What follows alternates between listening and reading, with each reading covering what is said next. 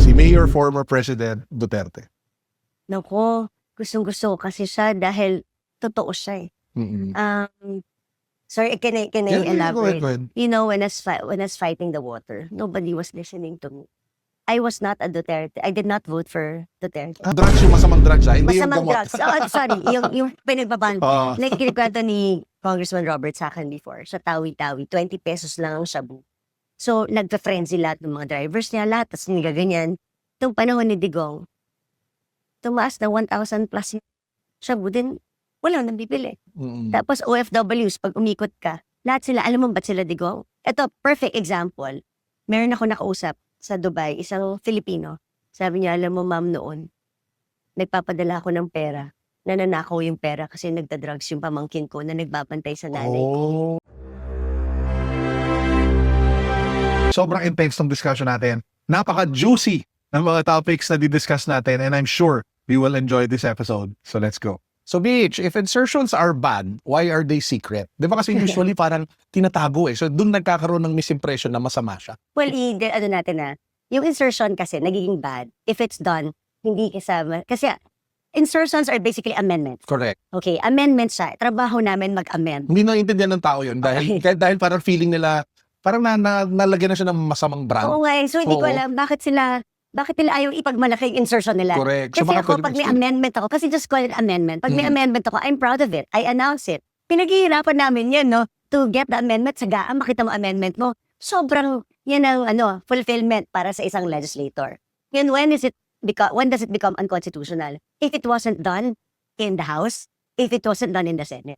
Pag biglang magically, sa BICAM, tapos Doon biglang nasa Okay. lumalabas, then that becomes unconstitutional because it was not deliberated upon the two houses. There are only two houses, Correct. lower and upper. Yung BICAM is not a chamber. Correct. So, hindi pwede dapat na nag-amend, nag-insert, kaya sa tinatawag na insertion, pag ginawa sa Doon. BICAM. So, that becomes unconstitutional. Pero, syempre, until it is questioned, at napasa namin sa batas, hindi siya. Correct. Batas siya. Oo. So, dun yun. And then, yung insertion, yun para sa akin, yun ang insertion. Amendment is a regular process or constitutional duty because we are not a rubber stamp. Correct. Siyempre, kung anong sinabit sa amin na pondo ng Malacanang, it is our duty To na scrutinize scrutinize. doon. Why? Because there are sometimes double appropriations, multiple appropriations. So, siyempre, tatanggalin mo yan. Why do you have two titles with the same title and then with the same amount? Minsan may lump sum o ang laki-laki. Trabaho naming busisiin yun. Minsan kasi malulusutan ka eh. Ganyan kakapal ng gaay. Oo nga, imagine pag nakita ko yung mga picture, parang ganun kalaki It's yung... very high. Ang dami. And then bukod pa doon, marami ka pang ibang titignan ng mga provisions, diba? At saka nakatago lahat yan sa special provision. So, merong one word can literally change kung saan gagamitin something. yung pera niya. Yes. Oo. So, kailangan mong basahin itong mga bagay na to. And kami as legislators, dapat matinig kami doon. Oo. And that's when we amend. Para ilagay namin doon sa nakikita namin mas tamang lagyan ng mga pondo. Pera. Tapos kunwari, merong 1 billion na appropriation for one title. That's not feasible na i-implement for that year. So dapat mo bawasan. Diba? And you put it to other things, to other good use. And then, ang kulang lang, yung tinatanong mo kanina, bakit secret? Kaya siya nagiging secret kasi magkakaalaman kung sino may malaki o hindi na pinigbigyan. Diba? Doon malalaman kung sino malapit sa kusina at hindi. Correct. Kasi syempre kami, magsusulat sa amin ng mga mayors, ang mga governors, mag-request ng infrastructure. What they can do is write DPWH to request. Siyempre mag-request kami at saka tatanungin, pwede ba to? Shovel ready ba to? Tama ba itong hinihingi sa amin? May implement ba? Is it implementable? Diba? Wala bang problema yan sa right of way? So, isasubmit namin sa kanila yan. Pero syempre, discretionary on their end kung pagbibigyan kami.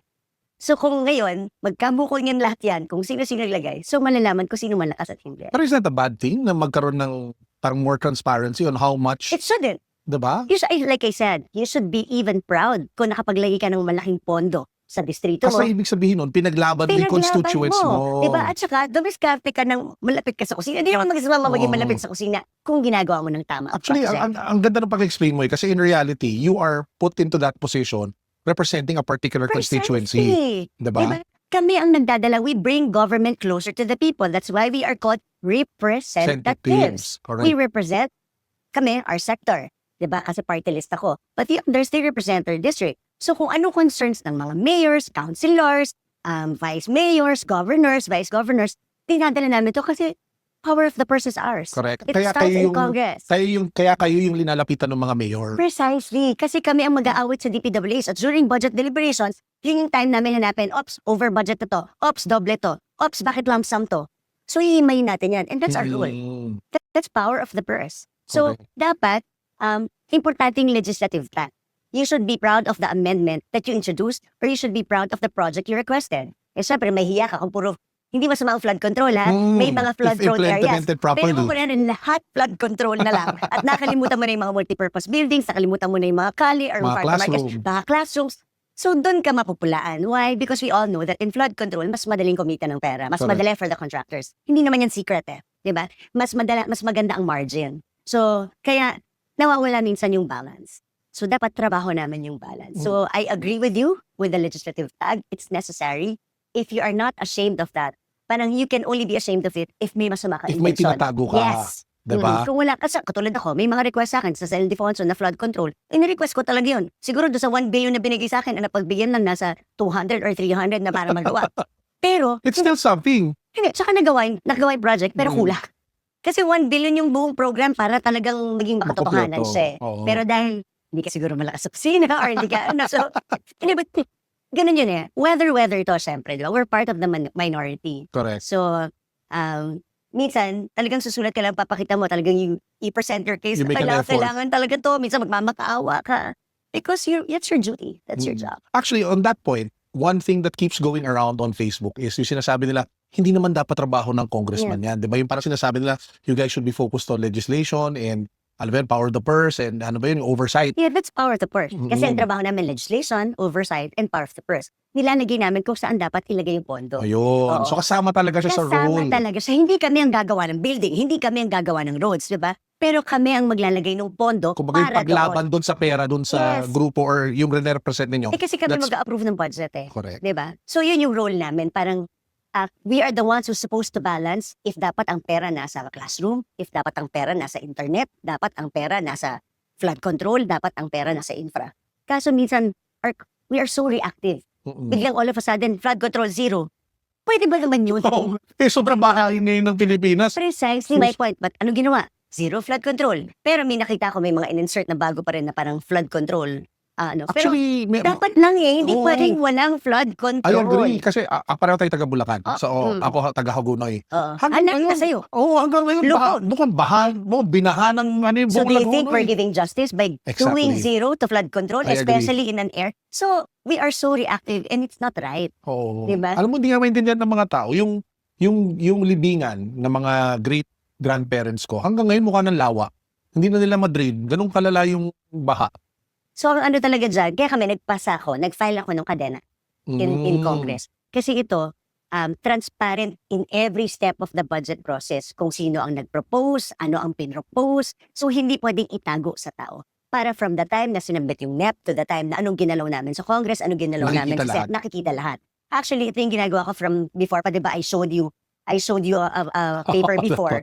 Ito talaga, I always do this para nakikita kung ano yung changes from the NEP to the GAB, to the Senate, to the BICAM, to the GAA. Mm-mm. Diba? Para makita kung saan nangyari yung malaking change sa Senate ba, sa Congress ba. Tsaka So- you're able to see it, di ba? As someone who's like monitoring, kumbaga exercising the power of the purse. Yeah. So ito, legislative tag, kasi minsan kami, pag tapos na yan, ang titignan mo lang yung mga concerns mo eh. Mm-mm. Dahil nga ang kapal niyan eh.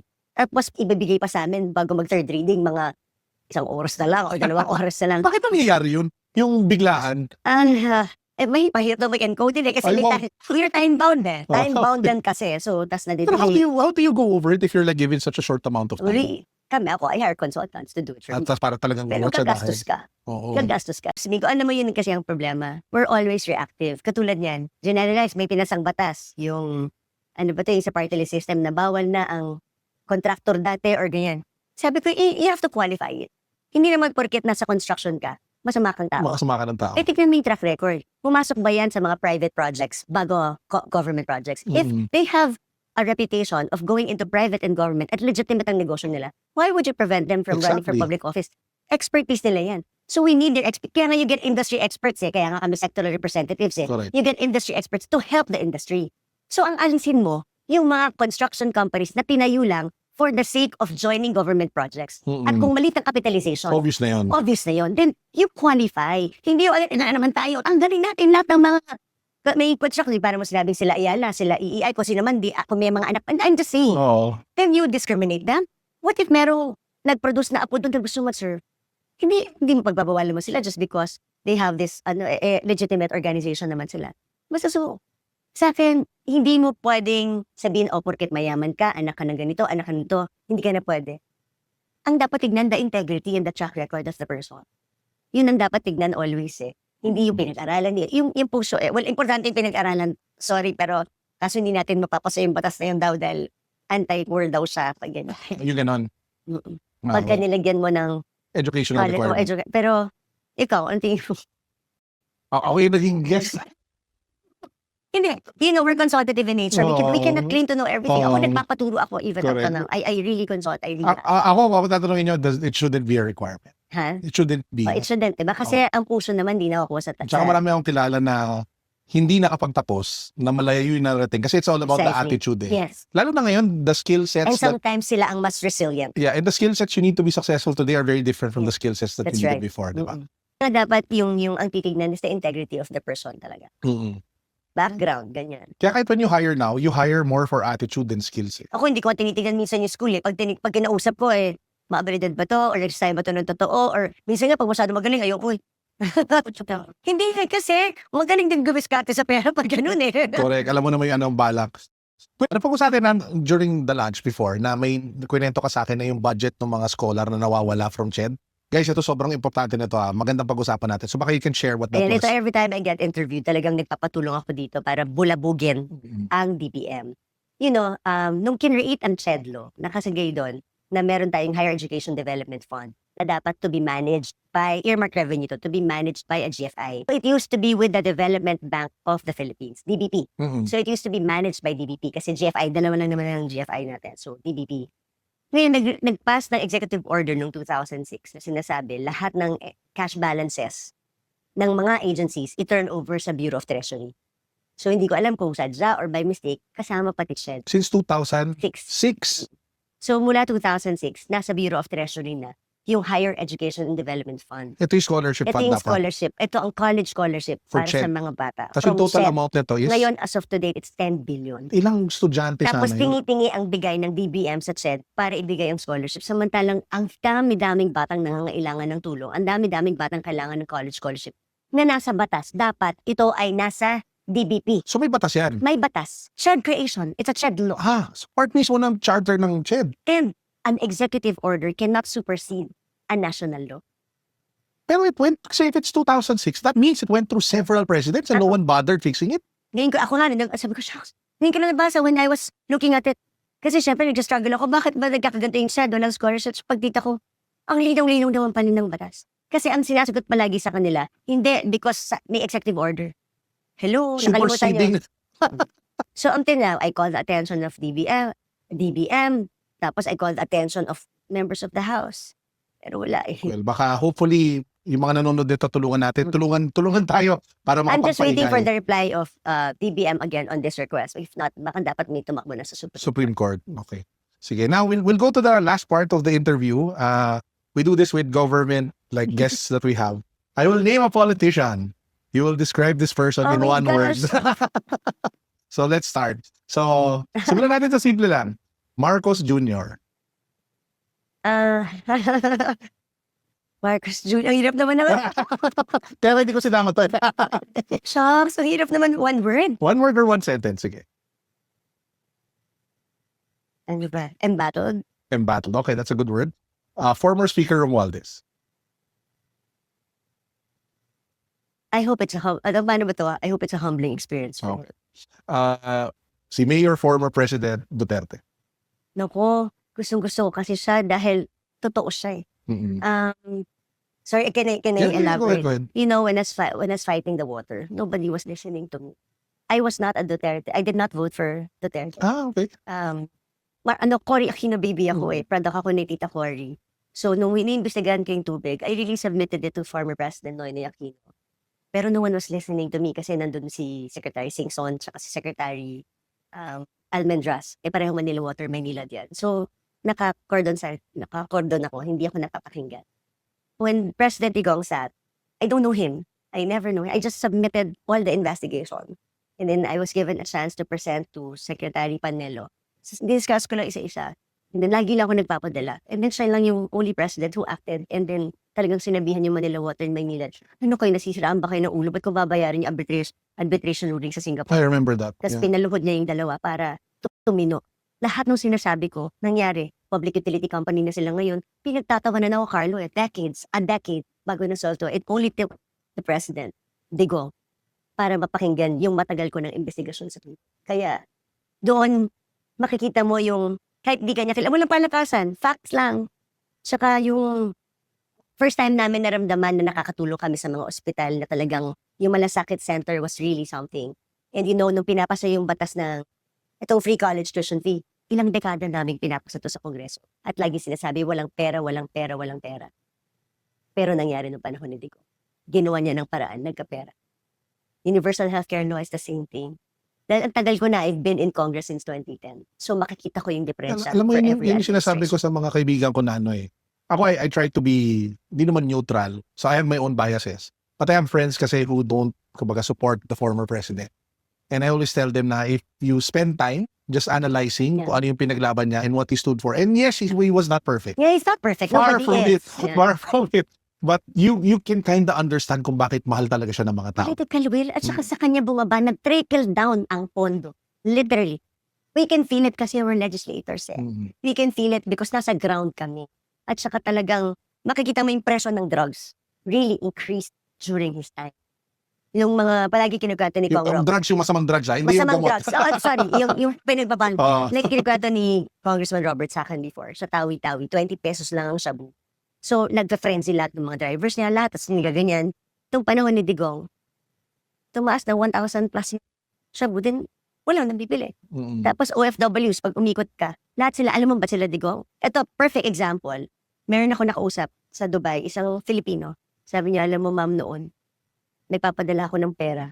Nananakaw yung pera kasi nagda-drugs yung pamangkin ko na nagbabantay sa nanay ko. Oh, kaya pala. Oo. Tapos nung naging si Digong, tumigil yung pamangkin ko. Kaya yung pera na iipon ng nanay ko. Ngayon, bumabalik na naman ng drugs. Pinalayas ko na dahil nag-drugs ulit yung pamangkin ko. That's just one story. Yan ang story ng lahat. Kasi yung pera pinapadala ng OFWs, that's why they love the former president. Kasi napupunta sa droga. Kaya yung dedication niya, no? Kahit nandun siya sa Hague, ang daming pupunta talaga Kasi eh. naramdaman nila yung perang pinadala nila, hindi na-aksaya ng pamilyang pinagpadala nila ng pera. Hindi na ubos sa drugs. Yan At hindi saka nakikita takot ng marami. talaga ang mga pulis noon. Noon. Ngayon, Operative work. I don't know. I mean, I'm just saying the difference. Ngayon, marami na namang snatcher. Marami na namang nakuha. Nawala lahat yan ng panahon nila. I mean, Isang araw lang, munting na ako manakawan. alam mo, maano naman ito. Siyempre, umikot kami sa barangay. Eh. Kausapin mo lang yung mga barangay officials. They will tell Marami you. ka na makuha. Marami ka makuha. Sorry, ang umaba. But Oh my I God. just wanted to explain kasi I'm sure mababash ako ng mga ano. But I just want it from personal experience because I've been through many administrations. Okay, next. Ito yung mga flavor of the month. Si Congressman Kiko Barzaga. You know, he's a content creator for goodness. I mean, he's just saying what a lot of us are not courageous enough to call out. Yun. Okay. Diba? I mean, diba? Kasi walang mawawala sa'yo. Tapos ng batang to. Hindi natatakot mawala ng hanap buhay. Hindi natatakot matanggal sa Congress. Hindi natatakot. Alam mo yun.